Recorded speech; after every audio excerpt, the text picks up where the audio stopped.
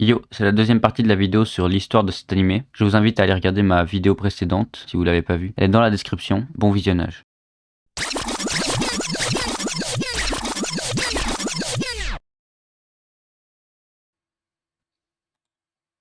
Le bleu. Le bleu était un champ chromatique regroupant les teintes rappelant celles du ciel et de la mer par temps clair. Colorimétrie et perception des couleurs. Champ chromatique bleu. Le champ chromatique bleu comprend de nombreuses nuances, soit saturées, comme le bleu outre-mer, soit pâles, comme le bleu ciel, ou foncées, comme le bleu nuit. Il s'étend des bleus-verts au turquoise. Il s'étend du bleu-vert au turquoise. Il s'étend des bleus-verts ou turquoise au bleu-violacé.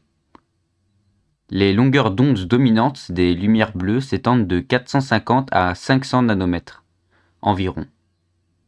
La norme AFNOR X08-010, classification méthodique générale des couleurs, annulée le 30 août 2014, fixait ses limites à 476 mm, fixait ses limites de 476 mm à 483 mm, fixait ses limites de 476 à 483 nanomètres et de 466 à 490 nanomètres, en incluant les bleus-violets et les bleus-verts. Au contraire des rouges qui deviennent roses, les couleurs les plus lavées de blanc s'appellent toujours bleu jusqu'à la limite avec le gris. Champ des bleus, selon AFNOR, X8-10, classification méthodique générale des bleus. De 476 à la moitié de 470, de 466 à la moitié de 476, ce sont les bleus-violets. De la moitié de 476 à la moitié de 483, c'est les bleus. Et de la moitié de 483 à la fin de 490, c'est les bleus-verts. Les lumières monochromatiques centrales du champ des bleus a une longue... La couleur monochrmatique centrale des... La lumière monochromatique centrale du champ des bleus a une longueur d'onde de 479 nanomètres environ. La longueur d'une onde dominante de la couleur complémentaire de ce bleu central dépend de l'illuminant, entre parenthèses blanc de référence, choisi. Elle se situe dans les jaunes entre 573 et 579 nanomètres. Position dans le système des couleurs. Position dans les systèmes de couleurs. Dans l'augmentation progressive du nombre de termes de couleurs que note Berlin et Kay dans les langages du monde, le bleu n'apparaît qu'en 6e, alors que les langues ont déjà séparé le noir, le blanc, le rouge, le vert et le jaune dans les langues européennes. Dans les langues européennes, cette distinction est apparue au Moyen Âge. Auparavant, les bleus se décrivent soit comme des nuances de blanc, soit comme les variétés de noir ou de vert. La langue n'avait pas de nom de couleur, qui couvre à la fois bleu clair du ciel et le bleu sombre des minéraux comme le lapis-lazuli. Aristote place ces couleurs en deux endroits différents de son classement des couleurs du noir au blanc. Le schéma de la perception des couleurs de Hering, une bonne approximation du système visuel au-delà de la sensibilité des cônes dans la rétine. Le bleu est une des 4 teintes élémentaires, l'opposition bleu-jaune venant avec l'opposition rouge-vert, créer l'impression de couleur. Dans les procédés de synthèse des couleurs, une des couleurs primaires est le plus souvent en bleu. En synthèse additive, on le choisit par un compromis entre la teinte, la saturation du bleu et la luminosité, selon les possibilités techniques d'en obtenir soit par luminophore, soit par filtre optique. À partir d'une lumière moins saturée, ce bleu tire en général sur le violet. Dans la synthèse soustractive, le bleu primaire tire vers le vert. Le bleu primaire s'appelle cyan dans la norme d'impression en quadrichromie afin qu'un vert suffisamment saturé puisse s'obtenir par mélange avec du jaune. Dans les arts visuels, les bleus se situent sur le cercle chromatique entre le vert et le rouge, à l'opposé des jaunes. Le bleu primaire des écrans de télévision et d'ordinateur est un bleu-violet à la limite du violet. Selon les classifications des couleurs, AFNOR X8-10, sa longueur d'onde dominante est, avec l'illuminant D65, de 464,5 nanomètres avec une pureté d'excitation de 93% pour les écrans conformes sRGB ou Adobe RGB. Discrimination des nuances de bleu. Pour les lumières monochromatiques, la discrimination du bleu 480 nanomètres est de l'ordre de 1 nanomètre sur la longueur d'onde, au minimum et au même niveau que pour les orangés.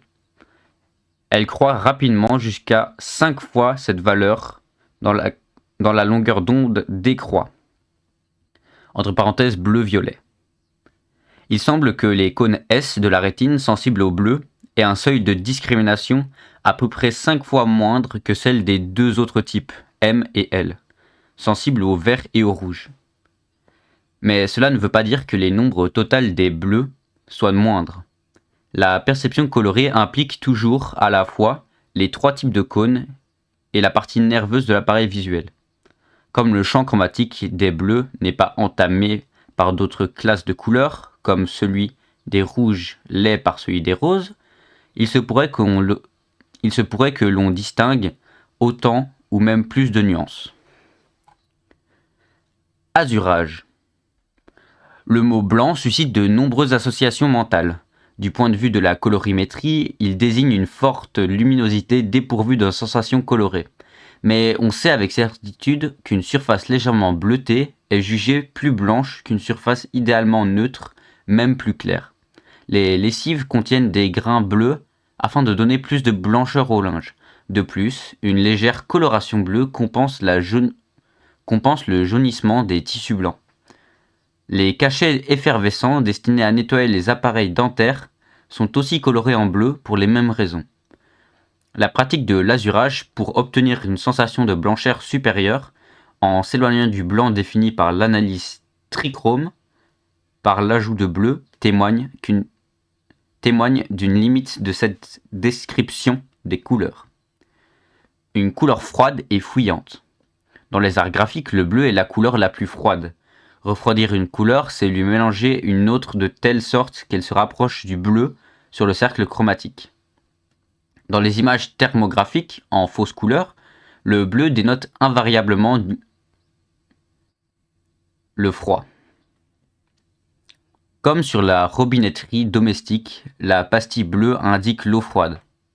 Les couleurs froides et particulièrement bleues sont des couleurs fuyantes. L'enseignement classique de la peinture professe que la perspective atmosphérique consiste à bleuir les lointains et que les ombres dans les creux sont plus bleues et plus sombres que le ton local. Les sujets d'une expérience de psychologie expérimentale interprètent un disque bleu placé sur un fond moins froid comme un trou dans le fond, alors qu'ils interprètent une forme identique mais rouge comme une pastille posée sur le fond. Colorant. Des phénomènes de diffusion donnent une couleur bleu ciel par temps clair. Cette lumière est diffuse et polarisée et se combine à des diffractations, diffusion et réflexion pour donner le bleu de la mer. Cependant, la couleur bleu marine n'a qu'un rapport indirect avec celle de la mer par beau temps. C'est celle des uniformes de la marine. Les ailes de certains papillons, de parties de plumes du paon ou du guet bleu ou du jet bleu ont une couleur structurelle bleue sans l'intervention d'aucun pigment. Vert et émaux. La fabrication des verres et émaux à partir de sel de fer, de sel de cuivre, de sel de cobalt remonte à l'Antiquité. Les pièces se sont conservées à travers les siècles. Des livres indiquent des procédés de fabrication de nombreux minéraux contenant du cuivre donnent un bleu vert, l'azurite et la lazulite, qui permettent d'obtenir des bleus plus profonds que le lapis-lazuli, une nuance par comparaison violacée. Le vert bleu, au cobalt, est attesté en Égypte ancienne au XVIe siècle avant Jésus-Christ. La fabrication des verres et émaux bleus subit de grandes variations selon l'approvisionnement en matières premières et les procédés locaux de fabrication. Les verres bleus fabriqués avant l'identification du cobalt comme un métal étaient connus sous le nom de safre ou de smalt. Teinture et pigments. Difficiles à fabriquer et à maîtriser, certains pigments bleus furent longtemps rares. Le bleu outre-mer était la couleur la plus chère. Le premier pigment bleu est obtenu par les Égyptiens à partir de l'azurite, un carbonate de cuivre naturel. Au cours de la deuxième dynastie, les Égyptiens mettent au point un bleu à partir de verre coloré au cuivre et broyé finement. Delamarre 2008, page 15 SQ. Que les Romains adoptent sous le nom de bleu d'Alexandrie, qui devient plus tard le bleu égyptien, dont la recette se répand rapidement dans le monde antique, mais se perd au cours du Moyen-Âge. Depuis l'Antiquité, l'indigo foncé s'obtenait en broyant les feuilles de guêde Asatis tinctoria. La culture du pastel en Languedoc, à partir du XIIe siècle, fit la richesse de la région. C'est le bleu de guêde ou bleu de pastel concurrencé au XVIe siècle par l'arrivée des plantes tinctoriales en provenance des Amériques, indigo importé par les Portugais, et les Indes colonisées. Il fut surtout utilisé en teinture mélangée à l'huile les pigments indigo obtenus par mordançage à l'alun virant au gris. Pendant le Moyen-Âge, les meilleurs bleus disponibles pour les peintres sont les bleus d'outre-mer, extraits avec des grandes difficultés d'une pierre, le lapis-lazuli, importé des hautes montagnes d'Iran et d'Afghanistan, et le bleu d'azurite, moins précieux. Au XVe siècle réapparaît le smalt, produit à partir de verre coloré au cobalt broyé, Delamarre 2008, page 71 SQ, page 71 SQ, prisé de peintres flamands malgré sa tendance à prendre dans l'huile une teinte sombre. Le bleu de Prusse, découvert par hasard en 1704 à Berlin par Heinrich Diesbach et Johann Korans-Dippel et Johann Conrad Dippel, est le premier pigment synthétique moderne, puis produit par réaction de la potasse sur le sulfate de fer. Dès 1710, Antoine Watteau l'utilise dans son tableau de la mariée du village. Un siècle plus tard, Louis-Jacques Thénard produit un autre pigment de synthèse, le bleu de cobalt, employé dès 1806 par Joseph Turner dans son paysage Goring Mill and Church. Ce pigment admiré de Vincent van Gogh reste un des plus chers de ceux mis à disposition aux artistes. En 1826, Jean-Baptiste Guimet effectue la synthèse du bleu d'outre-mer, si onéreux. Le bleu Guimet est chimiquement identique pour une petite fraction du prix. Delamarre 2008, page 249 SQ. Georges Rounet met au point le bleu céruléum à base de cobalt comme celui de Thénard en 1860. René Bonne produit la teinture bleue d'indanthrène, indigo d'anthracène, à la BASF à partir de 1901, améliorer progressivement un pigment d'indentaire, d'indentrène et surtout en 1928. Est produit en 1928. En 1927, l'industrie des colorants produit le bleu phthalo, appelé à ses débuts bleu monostral, produit industriellement en Angleterre à partir de 1938. Un laboratoire français cherche à produire des pigments bleus à partir des cultures de bactéries dans un fermenteur. En 2009, une équipe de l'université de l'Oregon a découvert fortuitement un pigment synthétique minéral bleu basé sur un oxyde d'yttrium, d'indium et de manganèse. Il a appelé le bleu YLNMN, d'après les abréviations de ses composants, dont le prix élevé compromet le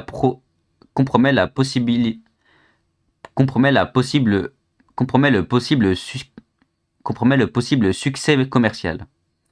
La difficulté à produire du bleu s'est avérée encore récemment pour les diodes électroluminescentes. Les diodes lumineuses rouges et vertes, puis jaunes et oranges ont été inventées et produites dans les années 1960.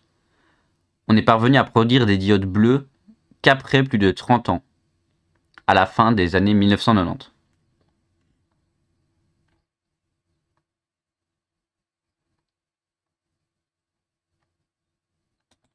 Les associations symboliques du bleu ont largement évolué en Europe au cours de l'histoire. Elles sont différentes selon qu'il s'agisse du bleu pâle, couleur de ciel, ou d'un bleu soutenu, couleur sombre. Au XXe siècle, l'artiste peintre Vassili Kandinsky affirmait que le bleu développe très profondément l'élément du calme. Glissant vers le noir, il prend la consonance d'une tristesse inhumaine. À mesure qu'il s'éclaircit, ce qui lui convient moins. Le bleu prend un aspect plus indifférent, jusqu'à devenir un calme muet. Voilà, c'était une vidéo pour le 1er avril. J'espère que ça vous a servi de connaître la définition du bleu. Pas très intéressant, hein, mais c'est en attendant la prochaine vidéo. Donc la prochaine vidéo sort d'ici peu de temps, je l'espère. Et on se retrouve pour celle-ci. Donc allez, ciao!